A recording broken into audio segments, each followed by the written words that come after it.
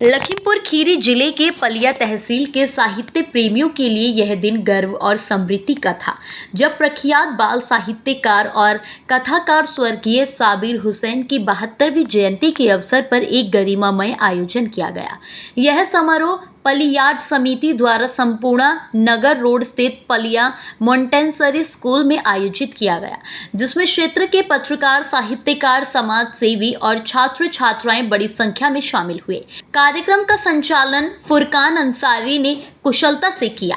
समिति अध्यक्ष अनूप गुप्ता ने अपने वक्तव्य में कहा कि उन्हें इस बात का गर्व है कि भारतेंदु हरिश्चंद्र पुरस्कार से सम्मानित एक प्रतिष्ठित साहित्यकार, जिन्होंने बाल साहित्य से लेकर गंभीर प्रौढ़ कथाएं तक अनेक विधाओं में योगदान दिया। पलिया की भूमि पर जन्मे साहित्यकार ओम प्रकाश सुमन ने उन्हें साहित्य का सच्चा साधक बताया। लखीमपुर से आए चर्चित लघु कथाकार सुरेश सौरभ ने कहा कि साबिर हुसैन एक ऐसे कालजे रचनाकार थे जिनकी संरचनाएं हमेशा देश और समाज को दिशा देती रहेंगी। वरिष्ठ पत्रकार विश्वकांत त्रिपाठी ने उनके लेखन को मानव जीवन की प्रेरणा बताया। वहीं आर.सी. शुक्ला ने कहा कि उनके जैसे रचनाकार विरले ही होते हैं जिनका साहित्य आज भी मार्गदर्शक है। डी.पी. मिश्रा ने इस बात पर विशेष जोर दिया कि औपचारिक शिक्षा समिति होने के बावजूद उन्होंने ऐसा साहित्य रचा जो आज भी मील का पत्थर है। डॉक्टर फजल अहमद ने कहा कि उनकी कहानियां बच्चों के भविष्य निर्माण में महत्वपूर्ण भूमिका निभाती हैं।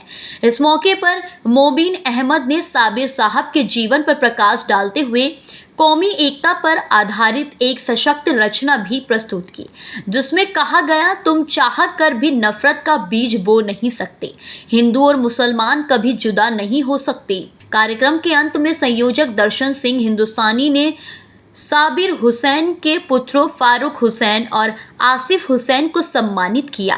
फारूक हुसैन ने पलियाड समिति और सभी आयोजकों के प्रति आभार जताया।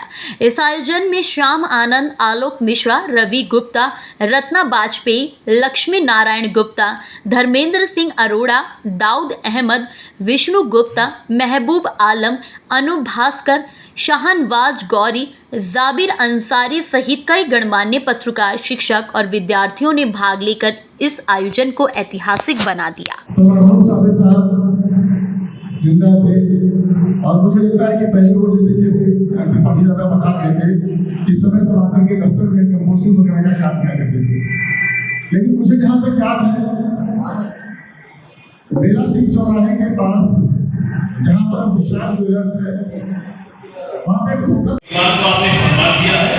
वाकई हमारे प्रिय हकीम थे, हमारे छोटे भाई साहब थे, उन्होंने मुझे थोड़ा बताया उनके बारे में जानकारी मुझे नहीं समझ पाऊंगा, लेकिन इस शहर में कोई भी प्रतिभा जिसने हमारे क्षेत्र का, हमारे शहर का नाम रोशन करने का काम किया होगा, हमारा पूरा परिवार शहर को वंदन करेगा, नमन करेगा, प्रणाम करेगा और उनको परिवार रत्न से नीचे कभी नहीं मानेगा और उनके परिवार को हम लोग परिवार रत्न से भी बढ़कर मानेंगे।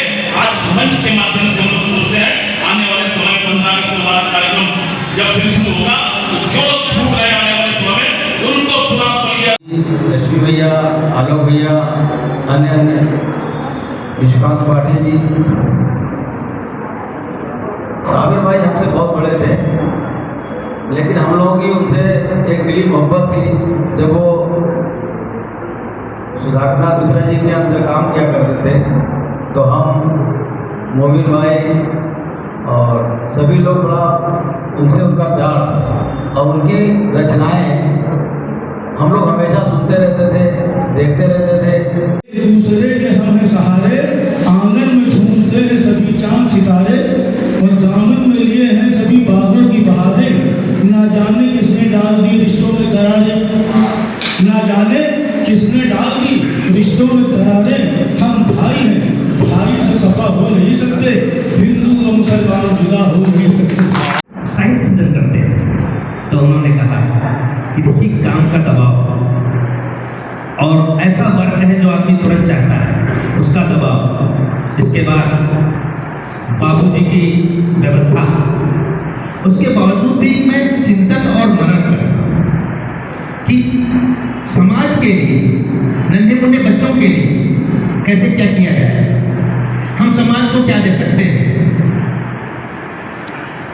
उन्होंने कहा कि हम जो थोड़ा समय निकलता है अपने उस समय के पश्चात थोड़ा सा लेखन कार्य कर लेते हैं और इससे हमको शांति। मुझे लगभग 25 वर्ष हो गए और साबिर साहब को पढ़ के भी बहुत कुछ सीखा, उनका साहित्य प्राप्त हुआ।